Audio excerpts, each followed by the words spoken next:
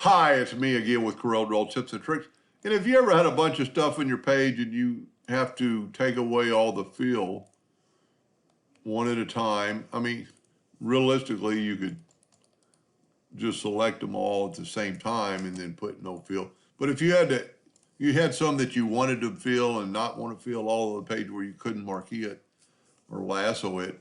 If we go to Tools, Options, Customization, go to Commands, and type in, make sure this is all items, and type no fill, and there it is right there. And if we'll go to shortcuts and make a shortcut anything you want, but I'm going to use the minus sign, which is just up, it's either a dash or a minus sign.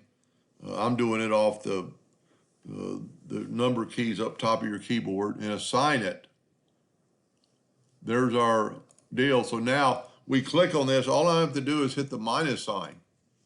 So if we had a bunch, so this is a hotkey, and if you had a bunch of items and you couldn't, let's see, if you couldn't marquee them, because you had some other colors mixed in here, and let's make them all blue or green and red.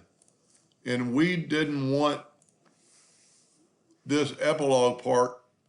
Well, we can clip on epilogue, but we can't click on two epilogue words because we've got those parts. But if we click on that epilogue and hit the minus sign in that epilogue, in the minus side, we didn't have to get these.